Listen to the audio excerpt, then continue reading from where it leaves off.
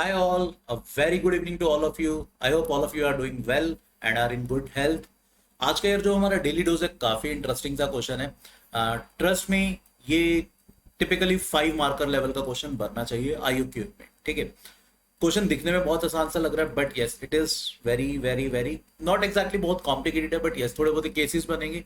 You need to be आपको थोड़ा सा केयरफुल होना पड़ेगा वाइल एनालाइजिंग द केसेस। ठीक है, तो what exactly is the question. Question कह रहे हैं कि 1/a plus 1/b plus 1/c plus 1/d that is equal to 1। ये हमें 1 के इक्वल दिया हुआ है और हमें कह रहे हैं ABCD are natural numbers such that a is less than b less than c less than d.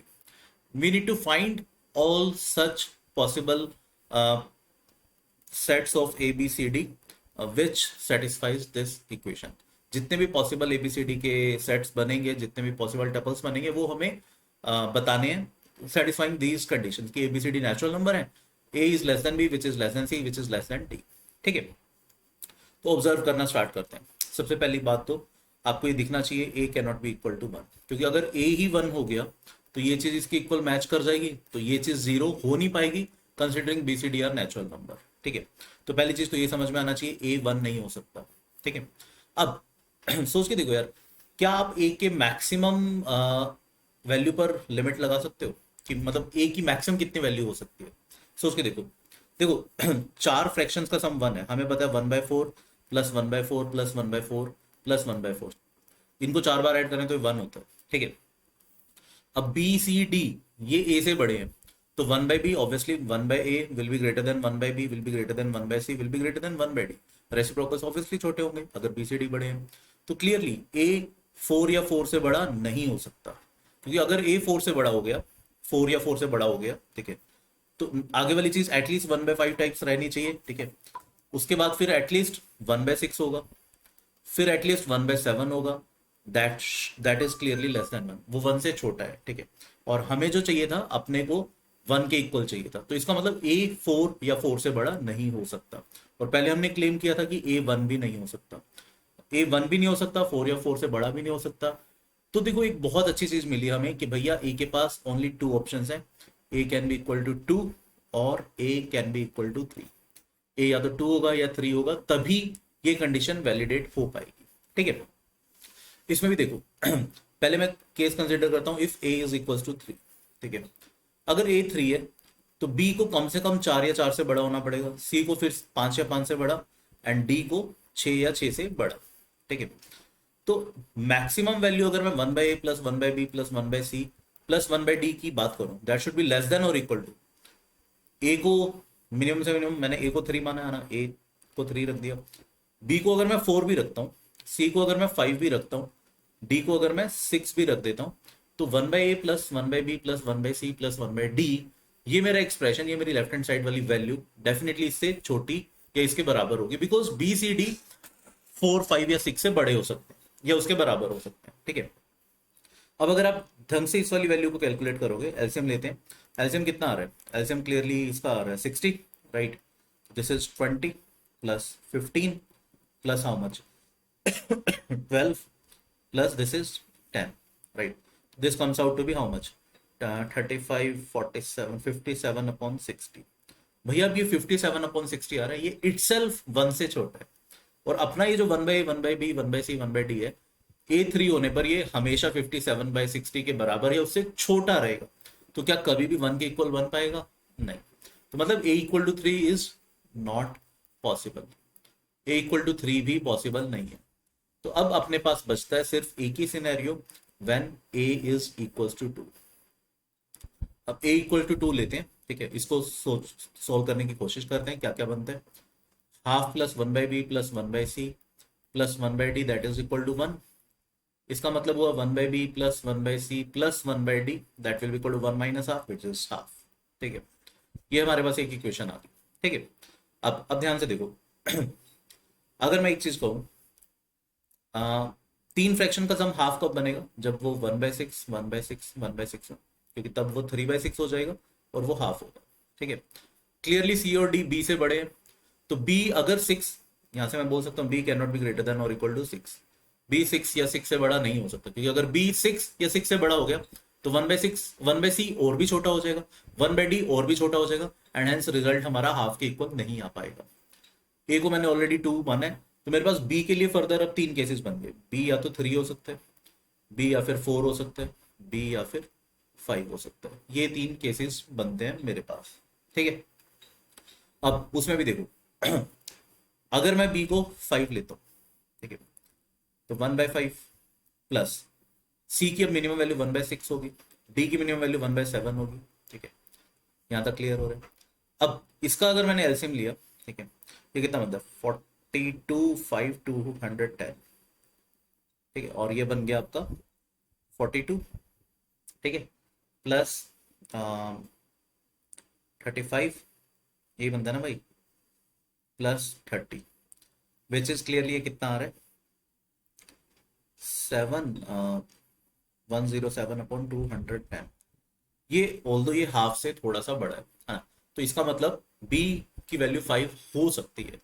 ये क्लियरली हाफ से बड़ा है, दिखना चाहिए 107 का ट्वाइस 214 होता है, तो बी की वैल्यू 5 हो सकती है। तो अपने को ये तीनों पोटेंशियल केसेस हैं, ये हमें कंसिडर करने पड़े, एक एक करके कंसिडर करते हैं अब, ठीक है। अब हमारा ए था 2, ठीक है, हमारा एक्सप्रेशन बन चुका था 1/b plus 1/c plus 1/d that is equal to half, ठीक। और अब हम केस ले रहे हैं when b is equal to 2, पहले ये वाला केस लेते हैं, तो b इज इक्वल टू 3, ठीक है। 3 4 5 ये 3 केस कंसिडर करने थे, ठीक। तो अब हमारी इक्वेशन बन जाती है 1/3 plus 1/c plus 1/d that is equal to half, और in another sense we can say 1/c plus 1/d that is equal to half minus 1/3 which is 1/6, और यहाँ से क्या बन जाएगा 6c plus 6d that is equal to cd, जिसको further factorise किया जा सकता है c minus 6 into D minus 6 that will be equal to 36, ठीक है। हमारा c छोटा है d से, तो c माइनस 6 ऑब्वियसली एक छोटा फैक्टर बनेगा। इसको मैं 1 इंटू 36 भी लिख सकता हूँ, 2 इंटू 18 भी लिख सकता हूँ, 3 इंटू 12 भी लिख सकता हूँ, 4 इंटू 9 भी लिख सकता हूँ। 6 इंटू 6 नहीं लिख पाऊंगा बिकॉज तब c और d बराबर हो जाएंगे, बट मेरा c स्ट्रिक्टली छोटा है d से, तो ये 4 पॉसिबिलिटीज बनती है, ठीक है। व्हेन b इज 3, तो a हमारा 2 था, b हमने 3 माना है। अब c माइनस 6 अगर 1 है तो c हो गया 7, d माइनस 6 36, तो d हो गया 42। एक सॉल्यूशन मेरा ये आ गया। दूसरा सॉल्यूशन देखते हैं, a और b तो 2 और 3, c माइनस 6 को अब हम 2 बोलेंगे, ठीक है, तो c हो गया हमारा 8, d माइनस 6 हमारा 18, तो d हो गया हमारा 24। सिमिलरली यहाँ पर अब ये एक हमारा दूसरा सॉल्यूशन आ गया। नेक्स्ट सॉल्यूशन देखते हैं, c माइनस 6 जब 3 होगा तो c हो गया भैया आपका 9, और d माइनस 6 12, तो मतलब d हो गया आपका 12 प्लस 6 18, ठीक है। फर्दर अगर हम अब इसकी बात करते हैं तो a और b तो वही 2 और 3, c अब हमारा हो जाएगा 10, अब d माइनस 6 अगर 9 है तो d हो गया 15। तो ये 4 सॉल्यूशन यहां से आए, कब, जब b 3 होता है तब, ठीक। मेरे ख्याल में से यहां तक क्लियर हो गया होगा, 4 सॉल्यूशन ही आ गए। अब और कौन से केस रहते हैं, when b is 4 when b is 5, तो b इक्वल टू 4 वाला केस और जल्दी से कंसिडर करते हैं। अब हम कंसिडर करना चाहते हैं b इक्वल टू 4, a हमारा ऑलरेडी 2 था, तो ये हमारी इक्वेशन बन जाती है 1/c plus 1/d that will be equal to half minus 1/4 which will be 1/4, ठीक है। इसको फैक्टराइज कर लेंगे, ये बनता है c minus 4 times d minus 4 that will be equal to 16। यहाँ से देखो 1 इंटू 16, 2 इंटू 8, 4 इंटू 4 नहीं कंसिडर करेंगे because then they both will be same, ठीक है। अब यहाँ से देखते हैं क्या क्या सोल्यूशन आएगा। a हमारा 2, b हमारा 4, c माइनस 4 1, तो c का वैल्यू 5, d माइनस 4 16, तो d का value 20, a2 b4, c minus 4 2, तो c का वैल्यू 6, d माइनस 4 8, तो d का वैल्यू कितना बन गया 12, ठीक है। तो यहाँ पे ये दो हमें और नए सॉल्यूशन मिले जब b का वैल्यू 4 होता है, ठीक है। 4 सॉल्यूशन यहाँ मिल गए थे भैया, चारों के चारों अलग अलग सॉल्यूशंस हैं, ठीक है। 2 सॉल्यूशन हमें यहाँ मिल चुके हैं, तो टोटल अभी तक अपने को 6 सॉल्यूशन मिल चुके हैं, ठीक है। अब कंसिडर करते हैं हम केस जब b का वैल्यू 5 होगा, ठीक है। लास्ट केस कंसिडर करना रह गया when b is equal to 5 और a हमारा था 2। तो प्रैक्टिकली हम किस चीज की बात कर रहे हैं, half plus 1/5 plus 1/c plus 1/d that is equal to 1, ठीक है। और in another sense 1/c plus 1/d that is equal to half minus 1/5 which is 3/10। Cross multiply कर दो, ये बन जाता है आपका 10c plus 10d that is equal to 3cd। 3 से मल्टीप्लाई कर दो, और फैक्टर्स बन जाएंगे 3c minus 10, 3d minus 10, that is equal to 100। ये हमारे फैक्टर्स बन गए, ठीक है। ऑब्वियसली ये छोटा फैक्टर है। अब ये ध्यान रखना 3c माइनस 10, तो c हमारा मतलब 3c, ये एक इंटीजर बनना चाहिए, यानी c की वैल्यू, अब जैसे 1 मैं नहीं रख पाऊंगा बिकॉज 10 प्लस 1 11 हो जाएगा, c 11/3 हो जाएगा जो कि गलत है। तो 3c माइनस 10 को 2 रख सकता हूँ, बिल्कुल रख सकता हूँ, ठीक है, क्योंकि 10 प्लस 2 12, c का वैल्यू 4 आ रहा है। बट ये ध्यान रखो c मेरा 5 से बड़ा होना चाहिए, तो 2 भी नहीं रख पाऊंगा इस चीज, इस टर्म को, ठीक है। मतलब 2 × 50 जो मैं कंसिडर करना चाह रहा था वो नहीं कर पाऊंगा। 4 तो वैसे नहीं लिख सकता बिकॉज ये 14/3 बन जाएगा। 5 देखते हैं, अगर हम इसको 5 रखते हैं ये 20 होगा, बट क्या मैं 5 रख पाऊंगा? 3c माइनस 10 को अगर हम 5 रखते हैं तो c कितना आता है हमारा 5, बट हमें 5 से बड़ा चाहिए, तो ये वाला केस भी रिजेक्ट हो गया। फर्दर फैक्टर आता है 10 10, वो तो वैसे ही नहीं रख सकते बिकॉज उस सिनेरियो में ये दोनों बराबर हो जाएंगे, हमें तो अनइक्वल चाहिए, यानी b इक्वल टू 5 से अपने को कोई भी नया सॉल्यूशन नहीं मिला। मतलब सिर्फ टोटल फाइनली 6 सॉल्यूशन बने, 4 तो बनते थे when a is 2 and b is 3, ठीक है, ये क्लियर। और 2 बने हैं when a is 2 b is 4, ठीक है। तो these are total 6 different distinct solution for this question.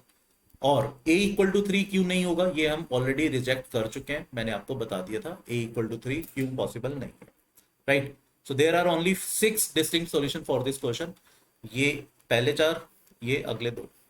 And in fact ये क्वेश्चन यार हमारे जो टेलीग्राम ग्रुप है बच्चों का डाउट सॉल्विंग के लिए, उसमें एक बच्चे ने पूछा था, ठीक है।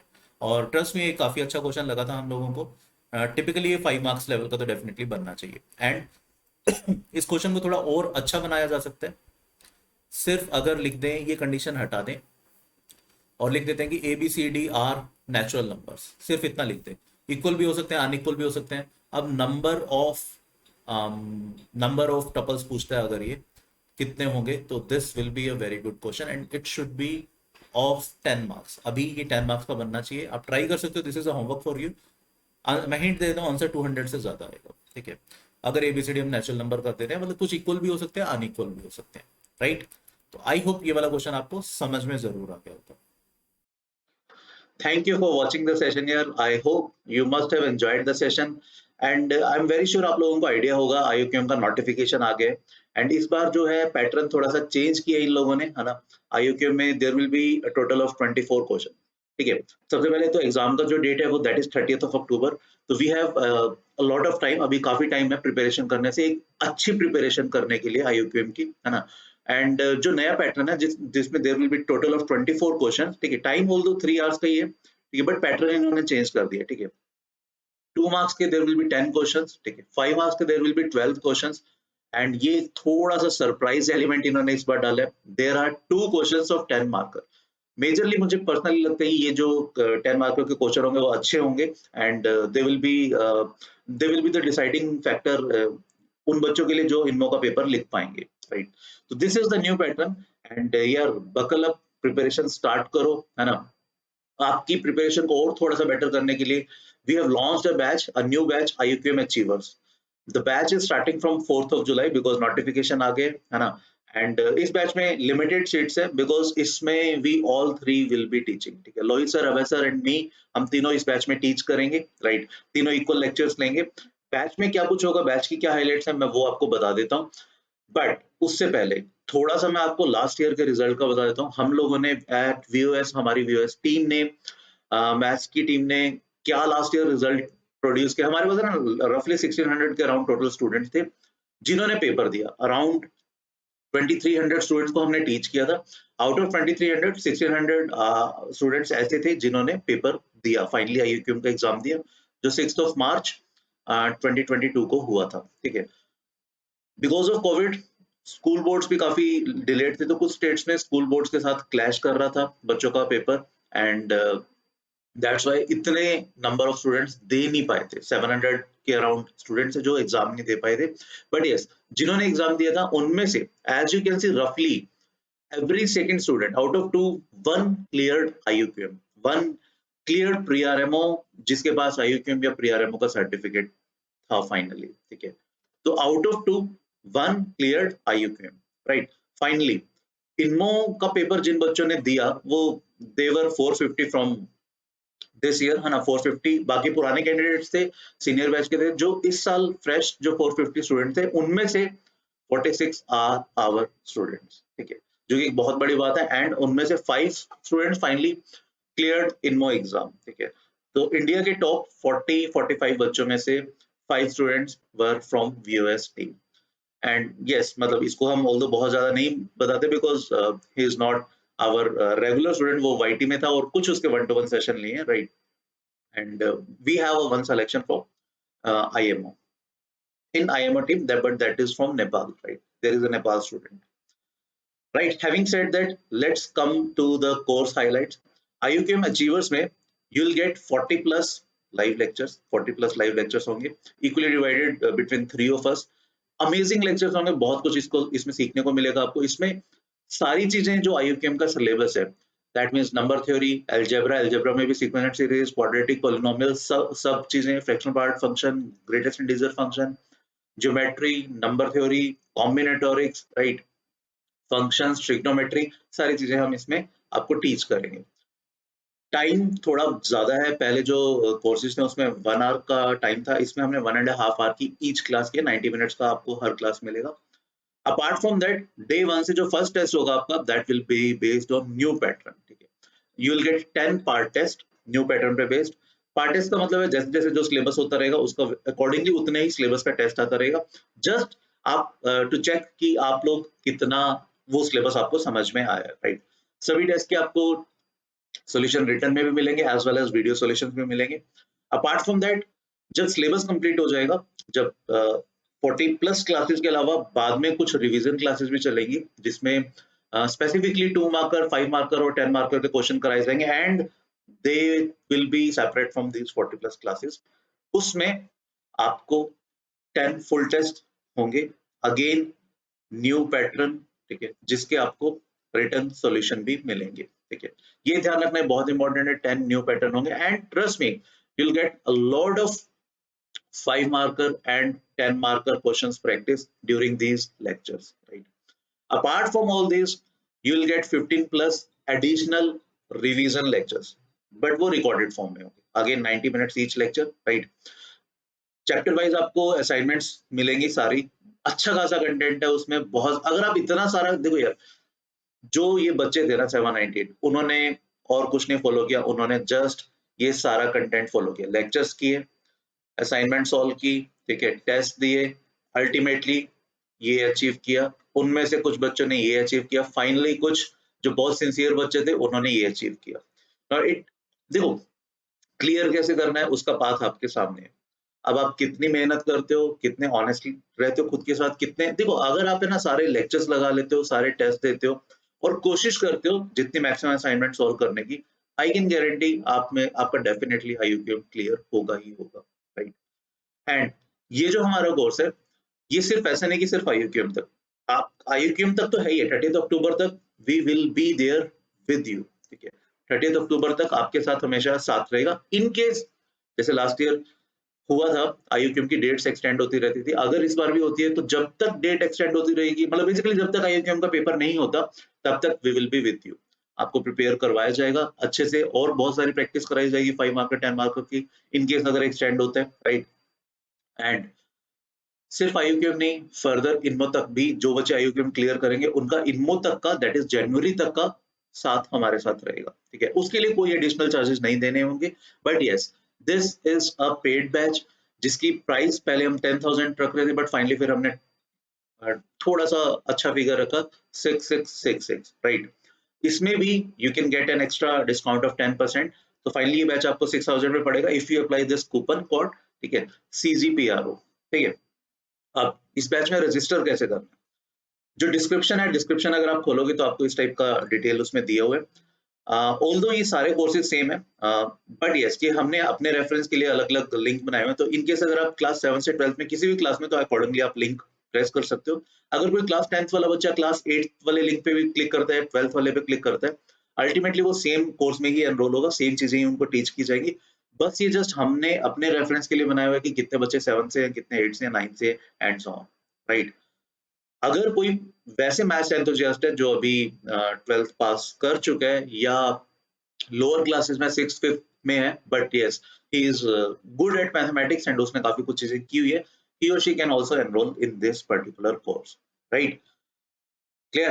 तो आई होप अभी ये सारी चीजें समझ में आ गई होंगी. तो यार जल्दी से करो, वेट मत करो, बिकॉज इस पर्टिकुलर बैच में there are limited seats. Because हम तीनों पढ़ाने वाले हैं, ऐसा नहीं है कि बहुत सीट्स हैं, लिमिटेड सीट्स हैं, first come first serve basis पर है. जैसे जो बच्चे एनरोल करेंगे सीट्स फिलअप होती रहेंगी, राइट. तो जल्दी से डिस्क्रिप्शन में जो चीजें दी हुई हैं क्लिक करो. एंड जैसा ही आज सेशन में हमने क्वेश्चन किया था, ऐसे अमेजिंग अमेजिंग से क्वेश्चन हम इस कोर्स में IUCAM अचीवर्स में करेंगे, राइट. तो अभी के लिए फिर thank you, bye bye, next lecture में मिलेंगे, है ना. Till then please take a very good care of yourself. Thank you, bye bye.